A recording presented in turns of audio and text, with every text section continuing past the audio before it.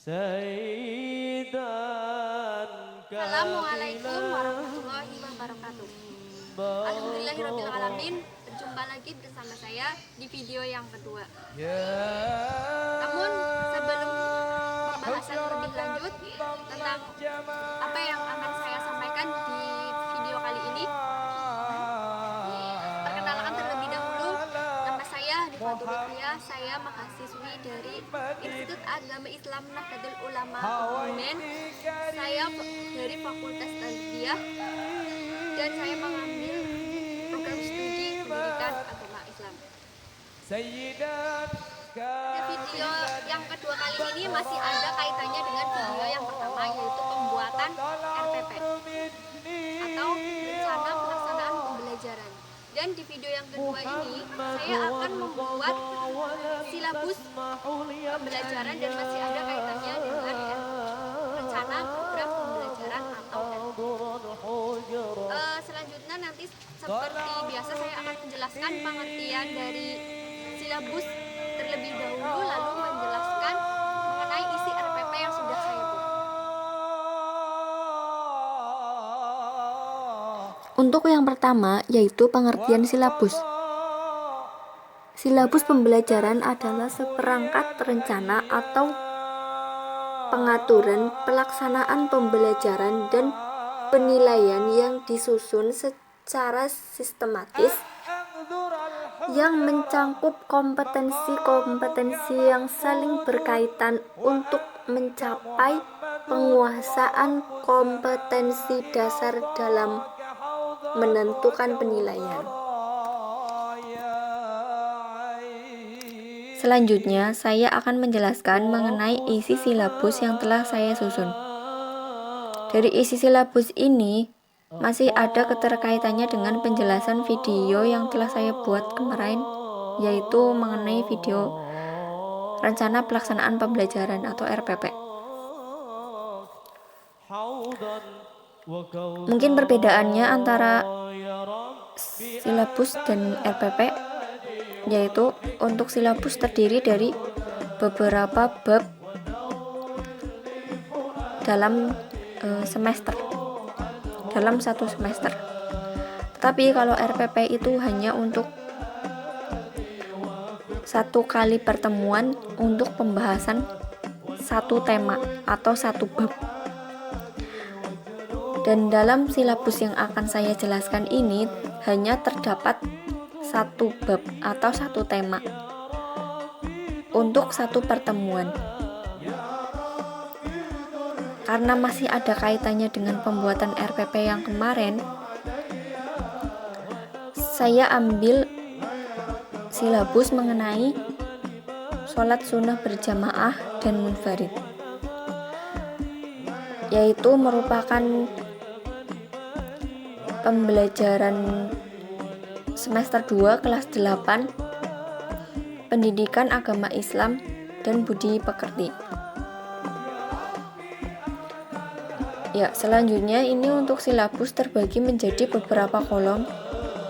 Dan untuk kolom yang pertama yaitu terdapat nomor, dan langsung saja saya jelaskan. Di kolom kedua terdapat kompetensi dasar, dan untuk kompetensi dasar ini terdapat beberapa hal, yaitu diantaranya melaksanakan sholat sunnah berjamaah dan munfarid sebagai perintah agama, mewujudkan perilaku peduli dan gotong royong sebagai implementasi pemahaman sholat sunnah berjamaah dan munfarid, memahami tata cara sholat sunnah berjamaah dan munfarid, dan yang terakhir mempraktikkan sholat sunnah berjamaah dan munfarid. Namun sebelum menuju ke kolom yang ketiga, saya juga di atas ini menyantumkan mengenai standar kompetensi atau kompetensi intinya, yaitu menghargai dan menghayati ajaran agama yang dianutnya. Ya, kembali membahas kolom yang ketiga, yaitu mengenai materi pembelajaran atau sama dengan tema, sama juga dengan bab. Untuk di silabus ini saya hanya menjelaskan satu bab atau satu tema, yaitu mengenai sholat sunnah berjamaah dan munfarid. Untuk kolom yang keempat, yaitu mengenai kegiatan pembelajaran. Saya telah jelaskan pula di dalam RPP. Di dalam RPP kemarin, yaitu dalam pembahasan mengenai kegiatan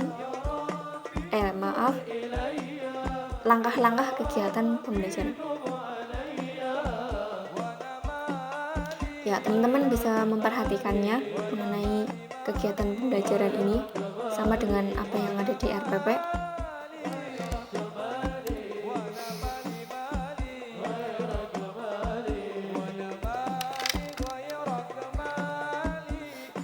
Selanjutnya, indikator. Untuk indikator ini juga terdapat beberapa hal, di antaranya yaitu menjelaskan pengertian sholat sunnah berjamaah dan munfarid beserta dalil-dalilnya. Lalu yang kedua,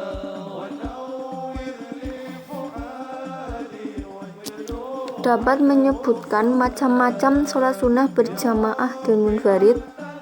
Yang ketiga, dapat mempraktikkan sholat sunnah berjamaah dan munfarid. Yang keempat, mampu menyebutkan hikmah dan manfaat, lalu tujuannya dalam sholat sunnah berjamaah dan munfarid. Lalu di kolom yang selanjutnya yaitu terdapat teknik penilaian.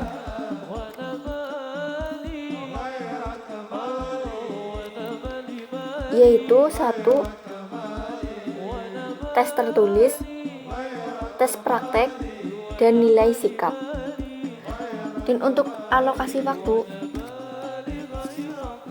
pertemuan dalam penjelasan mengenai materi ini, saya mengambil satu pertemuan dalam 3 jam pelajaran atau 3 kali 40 menit. Selanjutnya, untuk sumber belajar, mengambil dari Al-Quran dan terjemah Departemen Agama Republik Indonesia, buku teks PAI kelas 8, buku-buku penunjang PAI kelas 8,